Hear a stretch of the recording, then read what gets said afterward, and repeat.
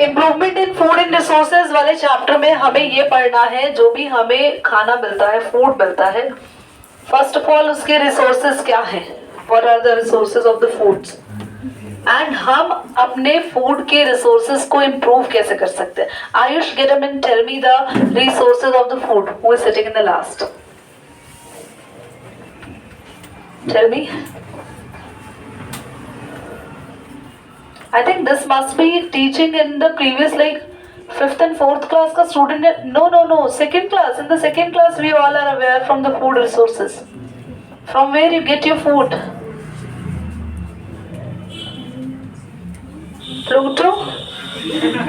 Then from where you get your food? Aman. Farming land से. So what are these? Plants. Plants and animals, they are the food resources. बेटा एक second के लिए pause करिए. So food resources, you must be aware that it's a plants and animals. Okay, and now it's a time come that you can improve your food resources, because as the population is increasing, are you exactly seeing the same number of plants or same number of crops like you are seeing the people when you just move out from your home?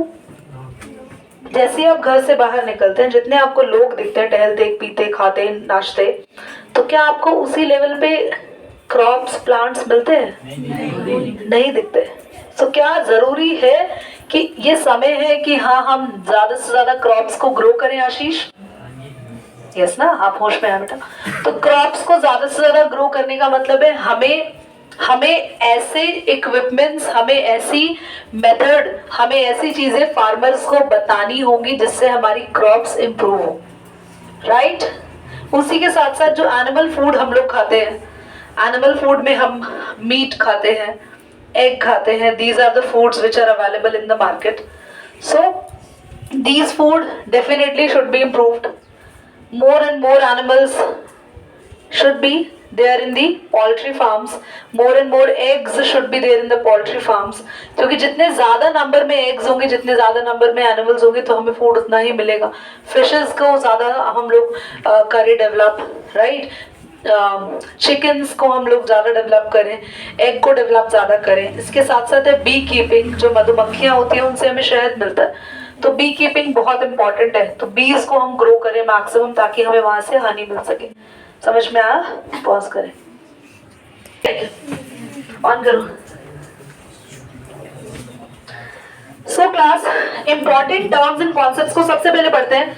Crop production, सबसे पहले plants की चीजें ही आएंगी. So I am quite happy.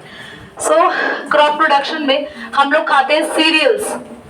Serials है दालें, दाल है ना? नो, सीरियल्स है अनाज, दालें नहीं है. सीरियल्स में आते हैं अनाज. So Ashu will give some examples of cereals without laughing, without a good laugh. You have to give example of cereals. कभी खाए हो तो याद हो? हमें तो लेग पीस पता है. एक मिनट बताओ, ठीक से बोलो. Wheat, rice, they are cereal. Absolutely right, good. Maize, good. Bajra is millet. Tell me in English, because you are definitely living in English scenario. Your subject is in English. तुम्हें exam में याद नहीं आएगा, वहाँ बाजरा लिख कर आएंगे, number बच जाएंगे. Millet. Maize is corn. Maize are corns. Mecca is corn. Pulses अलग हो गए. ये सभी सीरियल्स में आ गए क्लास. ठीक है, पीनट्स अलग आएंगे बेटा. उसके बाद है नेक्स्ट है पल्सेस. तो फर्स्ट में हमने पढ़ा सीरियल जिसमें सारे अनाज आए. तो वही हमारे पास गेहूं, व्हीट, राइस, मिलेट, मेज, ये सारी चीजें उसमें आई. अभी हम लोग पढ़ रहे हैं पल्सेस. तो पल्सेस में ग्राम्स, चने भी पल्सेस में आता है. ठीक है. पल्सेस में वी हैव चिकपीस. चिकपी होते हैं chole, kidney beans, rajma. So these are the things which are coming in pulses. Pulses में पिजन पी, उड़द की दाल बोलते हैं उसको. सो मूंग बीन्स, इंग्लिश में भी मूंग बीन्स ही होता है. You can tell these things are in pulses. Next बेटा आपके पास है ऑयल्ड क्रॉप्स. ऑयल्ड क्रॉप्स में पीनट आएगा. पीनट, आलमंड भी, आलमंड अलग कैटेगरी. आलमंड का हम लोग तेल तो निकाल रहे हैं. आलमंड ऑयल निकलते हैं, पर आलमंड को हम ऑयल सीड्स में काउंट नहीं करेंगे. सीड नहीं है ना वो. तो मस्टर्ड, ये पीछे दोनों ऋषि यादव एंड आयुष.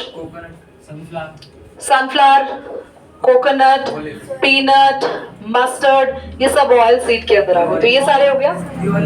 हाँ, यू कैन टेल जो भी चीजें तुम्हारे दिमाग में आ रही. गुड. इसके अलावा है वेजिटेबल, स्पाइसेस एंड फ्रूट्स. ये सबको पता है. स्पाइसेस में कुछ स्पाइसेस के नेम बताएंगे. आप बताएं सिमरन. What he said? Garam masala, it's okay, but it is a mixture of all the spices. That's not a single spice. Red chili is a spices. Nobody will speak without my intimation. Turmeric. Aman. Salt is not in the spice. Black pepper. Pause करेंगे. जीरा is the cumin seed. You have to write down in English. जो नहीं आता मुझसे पूछो. Long. What is long? Clove. Rishabh नहीं, Riyansh. What is elaichi?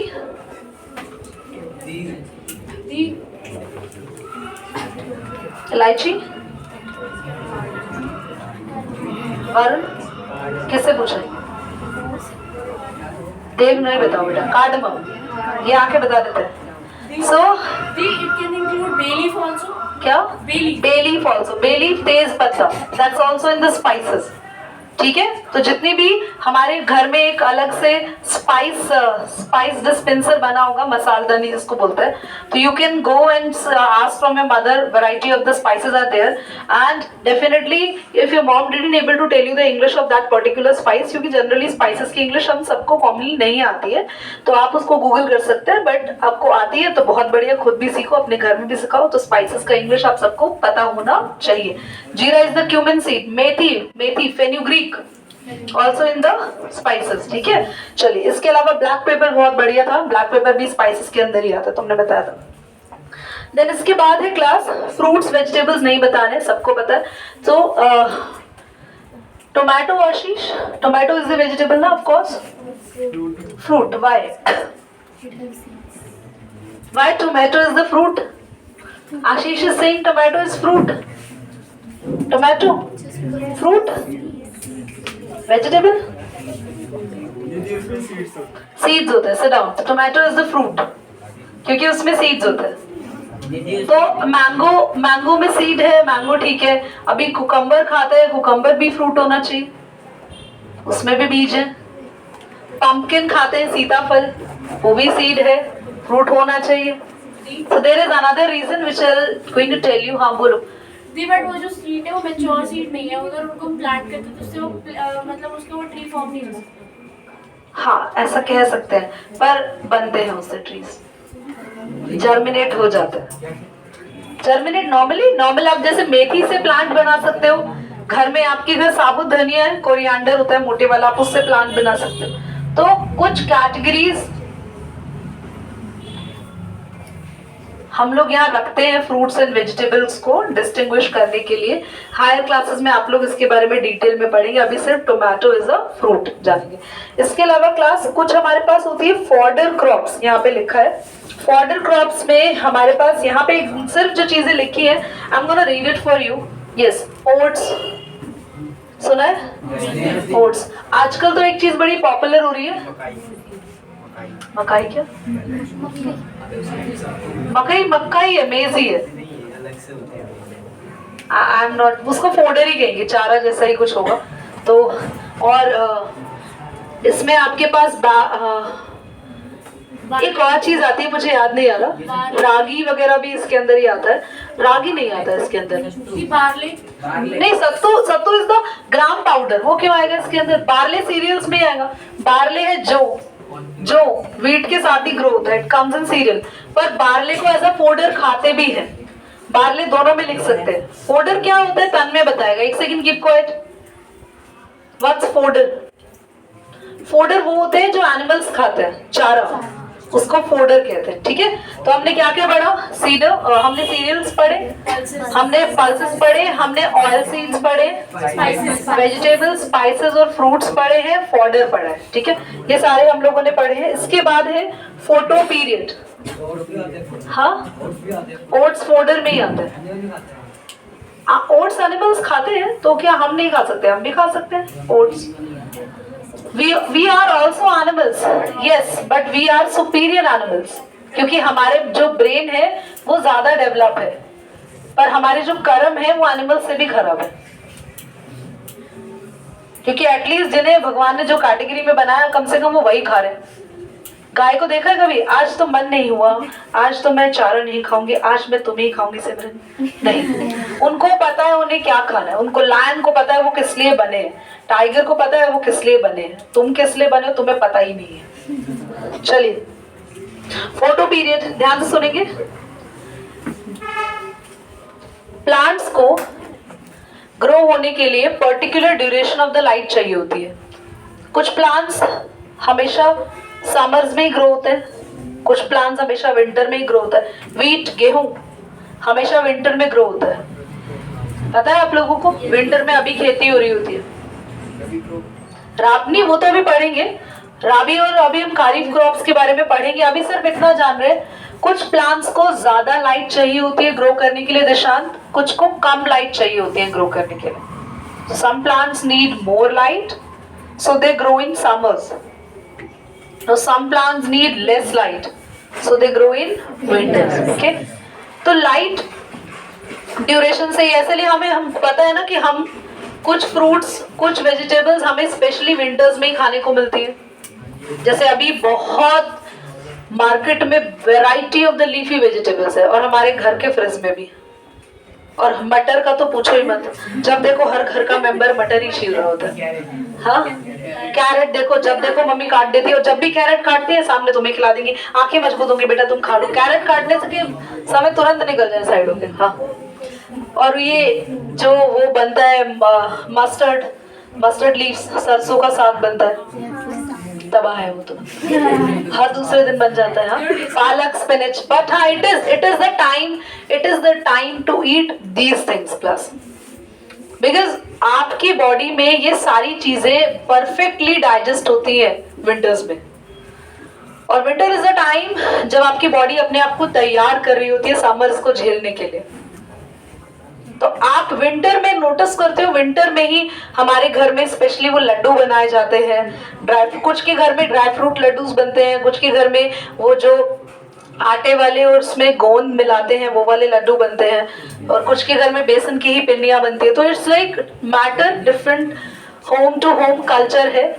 तो notice करना, गर्मियों में नहीं खाते हैं वो, because this is the right time to digest all the things and your body is definitely building at this time। तो इस टाइम पे आप लोग घी वगैरह भी ज्यादा खाते हो, पराठे, मक्के की रोटी, और उसके ऊपर आप लोग व्हाइट वाला मक्खन रख के, ये सारी चीजें इट्स बीइंग वेरी पॉपुलर। अभी ठंड के बाद गर्मी आ जाएगी तो देखना it's a normal routine going on. तब नहीं आपको मम्मी वो व्हाइट वाला घी तो बेटा मम्मी रख के क्या देंगी, चम्मच में रखेंगी। मुझे लग रहा है इतनी गर्मी होती है वो तभी पिघल जाएगा, वो रोटी पे आने में भी उसको इतना टाइम लगेगा कि वो तभी की तभी पिघल जाएगा। वो बनता भी नहीं है इतना परफेक्टली व्हाइट वाला बटर इन दी समर्स। समझ में आया आपको? ठीक है, तो क्लास इसके बाद है सीजन्स। सो 2 सीजन्स होते हैं हमारी क्रॉप्स के। आज अभी इसके बाद इसलिए कुछ नहीं लिखवाया क्योंकि प्रिंट्स तो ले ही आओगे, तो फिर रिटर्न नहीं लिखवा रहे, भेज दिया मैंने तुम लोगों को, पढ़ो बस, अभी सुनो। यस क्लास, तो हमारे पास है खरीफ सीजन जो जून से लेके अक्टूबर के आसपास तक होता है, रेनी सीजन भी कहते हैं इसको, और राबी सीजन जो नवंबर से लेके अपना मार्च तक, अप्रैल तक रहता है। राबी सीजन विंटर सीजन का हम लोग यहाँ पर कैटेगरी में डालते हैं। हाँ, राबी और खरीफ तो आप लोग एसएसटी में पढ़ते हैं, ज्योग्राफी में ये चीज आप लोगों ने पढ़ी होगी, अभी छोटे क्लासेस में ही पढ़ ली होगी, हाँ पढ़ी होगी। तो मुझे अगर आप लोगों ने पढ़ी है तो एक बार यशिका पॉज करो, ये बात सुने, दोबारा बोलो। विंटर में हमारी रबी क्रॉप्स होती है, तो जब रेन आती है विंटर में तो रबी क्रॉप्स के लिए बहुत ही एसेंशियल होती है वो रेन्स। और खरीफ क्रॉप में जैसे हो गया मेज, ऐसे दाने आते हैं। और रबी क्रॉप्स में वीट, खरीफ में वैसे राइस तो ऑल टाइम ही रहता है, राइस का कुछ ऐसा फिक्स नहीं है। यहाँ पे भी कुछ अच्छे एग्जांपल्स दिए हैं क्लास, जैसे खरीफ के लिए पैडी दे रखा है, पैडी राइस है क्लास, पिजन पी, कॉटन, ये सब खरीफ सीजन में दे रखे हैं। राबी में आप लोगों को दे रखे वीट, मस्टर्ड। आपने देखा है हमारे घरों में तो ऐसा होता है, मार्च के टाइम पे वी बॉट ऑयल्स, मार्च के टाइम पे ना गांव से ऑयल के वो टीन्स आते हैं ना, क्योंकि पूरा सीजन अभी मस्टर्ड सरसों ग्रो हो रही है। जैसे ही फरवरी आएगा ना, सरसों में वो येलो येलो फ्लावर आ जाएंगे। वो DDLJ वाली पिक्चर नहीं देखी, तुझे देखा तो ये जाने तो वो जो वो फ्लावर है ना येलो वाले सारे, वो इसको डिनोट करता है कि वो मूवी भी करीबन मार्च फरवरी के आसपास शूटिंग हुई है उसकी। इसी टाइम पे मस्टर्ड सरसों के खेत जो है वो ग्रो होता है। तो क्लास देखे है ना सबने, इतना ब्यूटीफुल लगता है। विलेज वगैरह जाओ कभी, यार रमीज तो उतरता बेटा 3-4 फोटो लिए बिना गाड़ी में बैठता नहीं दोबारा, तो ऐसे फ्लावर लेके यहाँ लगा लेते हैं, यहाँ लगा लेते हैं, बहुत बढ़िया। तो इसके बाद क्या हो गया, नहीं मतलब खुश इतना हो जाता ना देखिए कि दीदी, मतलब हमने बहुत ही ब्यूटीफुल क्रॉप्स देखे यहाँ पे। तो क्लास इसके बाद ना इसका हार्वेस्टिंग होता है मार्च में, तो मार्च में हार्वेस्ट करके ऑयल वगैरह सेल आउट करता है। इसलिए देखो आपके घर में अगर गेहूं आते हो तो वो भी मार्च अप्रैल मई के सीजन में गेहूं आ जाता है। हाँ, कितने बच्चों के घर में गेहूं आते हैं? कौन सा गेहूं बेटा? अभी तक तो हमने एक ही गेहूं, कौन बोल रहे हैं? ऋषि बेटा, वीट। लड़का गेहूं नहीं पहचाना मतलब हद हो गई। वीट बेटा आपके घर आता है? वीट कितने बच्चों के घरों में वीट आता है गांव से? मतलब आती है ना पूरी एक गांव से या विलेज से, नहीं भी आता हो तो आसपास से कहीं पर भी हम वीट मंगवाते हैं। गुड। तो नोटिस कर रहे हो कि अप्रैल मई में जाता है, फिर मम्मा उसको स्टोर करते हैं और नेक्स्ट ईयर यूज करते हैं उसको, है ना। देखो सुनो, एक अच्छी बात बताते हैं, अगर आपके घर में ताजा अनाज आता है ना तो उसको कभी भी उस साल यूज ही नहीं करते, उसको नेक्स्ट ईयर करते हैं, ऐसा माना जाता है। और उसके बाद वो डिपेंड करता है आप जहां से ला रहे हो, आपको पता होता है। अभी अगर कटाई होके मिला है गेहूं तो चलो इतना डिटेल में तुम्हें फार्मिंग नहीं समझाते, मतलब ये याद रखना। हाँ, और अगर आपके घर में कोई पुराना आ रहा है, लेकिन 1 साल पुराना आ रहा है, तो आप उस गेहूं को यूज कर सकते हैं। ठीक है, हर बार ऐसा होना चाहिए कि आप गेहूं को स्टोरेज दो कुछ टाइम पे। उसके पीछे रीजन है, वो एक्चुअली उसका न्यूट्रिएंट मोर डेवलप होता है स्टोरेज के बाद। ठीक है, ओके। मई में क्योंकि मार्च में फसल कटती है तभी तो पहुंचेगी, या सीधा आपको पौधा दे दे? बेटा अगर फसल कटेगी तभी तो गेहूं मिलेगा, या आपको वहीं बैठा दे, बेटा यही बैठ जाओ, यही मशीन ले लो अपनी, यही आटा बना लो, यही खा लो बेटा।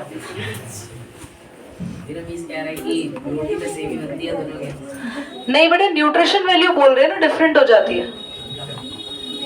जो गेहूं, आप गेहूं से आटा पिसवा के रोटी बनवाते हैं, वो रोटी थोड़ी हार्ड होती है, और जो आटा वैसे मार्केट से मिलता है वो रोटी थोड़ी सॉफ्ट होती है, क्योंकि उस आटे में जरूर कुछ ना कुछ करामाते कर रखी होती है कंपनी से, कुछ % में मैदा वगैरह मिला रखा होता है। कहते हैं ना, इतनी सॉफ्ट रोटी उतनी खराब रोटी।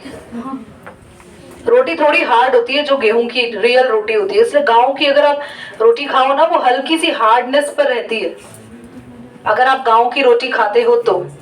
पॉज करें एक बार। ओके क्लास, तो ये चीजें आप लोगों को क्लियर हो गई होंगी। ठीक है, अब आगे आते हैं। नेक्स्ट है इम्प्रूवमेंट इन क्रॉप प्रोडक्शन। आप क्रॉप को प्रोड्यूस कर रहे हो तो उसको इम्प्रूव कैसे करोगे? क्या आप लोग कुछ चीजें शेयर कर सकते हो कि आप क्रॉप्स को इम्प्रूव, आप कैसे क्रॉप्स को इम्प्रूव करेंगी? कृष्टि, मिष्टी आप बता दो, कृष्टि ने नहीं बताया तो। कृष्टि मिष्टी दोनों नहीं बताएंगे। क्रॉप्स को इम्प्रूव कैसे करेंगे आदित्य? दी उनकी water quality, soil quality improve करके उनके अंदर ज्यादा। वाटर की क्वालिटी से कुछ मतलब नहीं है, वाटर का तो हम अमाउंट बढ़ा सकते हैं। और भी मतलब मैन्योर को अच्छा डाल के और नेचुरल मैन्योर यूज करके, जैसे जो वो खाद होती है। लिसन हम 3 तरीके से क्रॉप्स को इम्प्रूवमेंट करेंगे। पहला फर्स्ट है I will ask from you in return. First, to improve the crop variety. Second, to improve the crop production. Third, to improve the crop production. आप पहले वैरायटी बढ़ाओ, वैरायटी अच्छी करो, फिर प्रोडक्शंस बढ़ाओ। ये थोड़ी वैरायटी आपने अच्छी कर दी, आधे देश को गेहूं मिला खाने को, आधा देश भूखा रह गया। इतनी वैरायटी का भी अच्छे का क्या काम कि अच्छी वैरायटी से आधे लोग भूख से मर गए। तो वैरायटी बढ़ाए, फिर प्रोडक्शन बढ़ाए, ठीक है। और उसके बाद आपने वैरायटी अच्छी कर ली, आपने प्रोडक्शन बहुत बढ़िया से कर ली कि इस बार सबको गेहूं मिलेगा। थर्ड, गेहूं खराब हो गए, तुम्हारा कीड़े खा गए, क्योंकि प्रोटेक्शन तो रखी ही नहीं कुछ। तो 3 चीजें ध्यान रखनी है, वैरायटी, प्रोडक्शन, प्रोटेक्शन, ठीक है। आज किसान बना देंगे तुम्हें इस चैप्टर के बाद, हल लेके चले जाना बेटा अपने।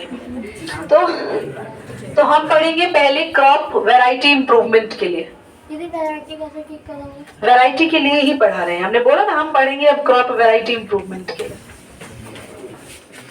वेरी गुड क्वेश्चन, क्रॉप की वैरायटी कैसे इंप्रूव करेंगे। देखो क्लास, आप अगर अच्छे सीड्स का यूज करोगे तो डेफिनेटली आपको रिजल्ट्स भी अच्छे मिलेंगे। आप अपने सॉइल की क्वालिटी चेक करो, सॉइल के अंदर अगर न्यूट्रिशन की कमी रही ना, सॉइल के अंदर अगर कोई भी न्यूट्रिएंट कम रहा, जिसको जैसे मान लो गेहूं बनाने में, व्हीट बनाने में उस न्यूट्रिएंट की अगर जरूरत है, तो वो न्यूट्रिएंट व्हीट में भी कम रहेगा।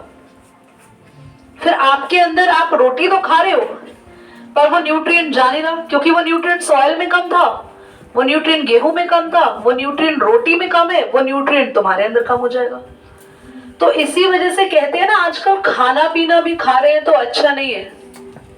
सुनना है आप लोगों ने, मम्मी बोलते होंगे आपकी, पहले वाली बात ही नहीं है सब्जियों में, पहले वाली बात ही नहीं है रोटियों में। हम लोग पहले इतना इतना खाते थे, इतना इतना काम करते थे। वो तो पेट डायलॉग है पेरेंट्स का, है ना, सब पेरेंट्स ही बोलते हैं हम इतना इतना खाते थे, इतना इतना काम करते थे, और तुमको देखो न खाते इतना सा हो, काम भी इतना सा ही करते हो। तो लिसन, अरे बहुत ही खुशी की बात हो गई। नहीं, वो literally they people are eating a lot. अभी तुम ज्यादा खा लो तुम बीमार पड़ जाओगे। पहले वाले लोग अगर हम बात करें तो एक दिन में एक टाइम पे देखे neat up to 4 to 5 chapatis. अभी आजकल लोगों की डाइट हो गई कि लोग 2 ही चपाती खाते हैं। हाँ, वो कुछ ही मिलते हैं। लड़कियों से पूछो, फूल कुमारियों से, ये 2 चपाती के बाद इनकी मम्मी थर्ड अगर प्लेट में रख दे तो ये वैसे गिर जाती है। तो हाँ, वो बेटा उसको देख के कहीं लग रहा, वो 4 अचार खाती होगी, 4 रोटी नहीं खाती होगी। So coming to the point class, तो आप खाना ऐसे बनाए, मतलब उस खाने में न्यूट्रिएंट्स अच्छे हो। तो न्यूट्रिएंट्स तभी अच्छे हो सकते हैं जब वो खाना जिस क्रॉप से बनाया जा रहा है, नीरव वो क्रॉप्स अच्छी हो, उन क्रॉप्स में न्यूट्रिएंट्स की कोई कमी ना हो। तभी तो आप लोग सपोज कर सकते हो। अभी आजकल तो ऐसे केमिकल्स आ गए, बिल्कुल सड़ा हुआ बेकार धनिया होगा ना, कोरिएंडर, उसको उस केमिकल में डालो, वो वापस सारी पत्तियां खुल जाएंगी, वो ग्रीन हो जाएंगी। हाँ जी, वो केमिकल में डालते ही ना, जैसे पालक है, पालक के पत्ते एकदम मुरझा गए हैं, बिल्कुल स्मेल आ रही है पालक से, गल गया है वो, उसमें डालो केमिकल ने, वापस खिल जाएंगे पत्ते, वापस से ग्रीन। वो बात क्या, उसमें कुछ बात ही नहीं। वो तुम खाओगे, तुम्हारे अंदर तुम्हारी बात भी खत्म हो जाएगी। ज्यादा खा लिया तो और दिक्कत है। तो दीज केमिकल रिच थिंग्स, बेटा पॉज तो करेंगे 1 मिनट। लास्ट टॉपिक है, आपको अच्छे सीड्स यूज करने, आपको प्लांट को कुछ इस तरीके से प्रिपेयर करना है वो एबायोटिक और बायोटिक स्ट्रेस को झेल सके। अब पहले मैं दोनों वर्ड्स क्लियर कर दूं, क्योंकि मैं तुमसे अभी पूछने वाली हूँ what is biotic and abiotic. Biotic का मतलब होता है नेचुरल स्ट्रेस। अब स्ट्रेस क्या हो गया, प्लांट को कैसा स्ट्रेस, जाके उसके बाम मत लगा देना प्लांट के कि मम्मी दीदी ने कहा था प्लांट को स्ट्रेस होता है तो मैंने झंडू बाम लगा दी। लिसन, बायोटिक स्ट्रेस का मतलब है तेजी से बरसात आ जाना, बारिश आ जाना, बहुत ज्यादा गर्मी या ठंडी हो जाना। मतलब ये अगर टेम्परेचर चेंज हो रहे हैं ना, आपका प्लांट इतना हेल्दी होना चाहिए कि उस चेंज्ड एनवायरनमेंट में भी सरवाइव कर पाए। समझ रहे हो, ये चीजें हो गई बायोटिक स्ट्रेस, है ना। उल्टा बोला है, देखो सब पढ़ रहे हो, सब हाँ कर रहे हैं। ये है एबायोटिक। तुम्हें ना तुम्हें पता ही नहीं है, तुम्हें कुछ भी पढ़ा दो तुम हाँ करोगे। एबायोटिक होते हैं टेम्परेचर से रिलेटेड स्ट्रेस, रेन से रिलेटेड स्ट्रेस, क्लाइमेट से रिलेटेड स्ट्रेस, सॉइल से रिलेटेड स्ट्रेस। बायोटिक मतलब जैसे कीड़े, इंसेक्ट, पेस्ट, जो जिंदा ऑर्गेनिज्म है उनसे जो स्ट्रेस आ रहा है, समझ रहे हो? तो आपका प्लांट, आपको एक बात बताते हैं, सुन ध्यान से सुना, खैर हायर क्लास की बात है। हमने क्या किया हमने देखा कॉटन प्लांट, कभी अगर आपने देखा हो तो कॉटन प्लांट में ना ऐसे बॉल जैसा फ्लावर आता है, उसको ना एक इंसेक्ट खा जाता है। तो हमने ना कॉटन प्लांट को बना दिया बीटी कॉटन, जिसका नाम है, सुनो जरा ध्यान से, बड़ी अगर किस्मत रही तो बायो में पढ़ोगे, ध्यान से सुनिए, 12th क्लास का टॉपिक है ये। तो हमने कॉटन को बना दिया बैसिलस thuringiensis कॉटन। ये नाम क्या है? बैसिलस thuringiensis, ये बैक्टीरिया है। हमने कॉटन प्लांट के अंदर ऐसी जीन डाल दी जिस जीन का नाम रखा क्राई जीन। क्या नाम है? Cry gene. अब अगर इंसेक्ट कॉटन प्लांट को खाने के लिए आया तो वो क्राई जीन से निकलता है टॉक्सिन, एक केमिकल। वो केमिकल निकलता है इनएक्टिव स्टेज में। ध्यान से सुनना, बहुत ही काम की बात है, दोबारा नहीं समझाएंगे, तुम्हारे कोर्स से रिलेटेड नहीं, बट एडिशनल नॉलेज दे रहे हैं। तो प्लांट से निकलता है टॉक्सिन, किसने निकाला? क्राइजीन ने, और वो टॉक्सिन होता है इनएक्टिव। पर प्लांट के कॉटन बॉल को खाने वाला इंसेक्ट, जिसका गट होता है इंटेस्टाइन, उसमें जाके वो केमिकल एक्टिव हो जाता है और वो इस इंसेक्ट को मार देता है। तो देखो, ना तो तुमने इंसेक्ट मारा ना मैंने मारा, इंसेक्ट प्लांट्स ने मार दिया।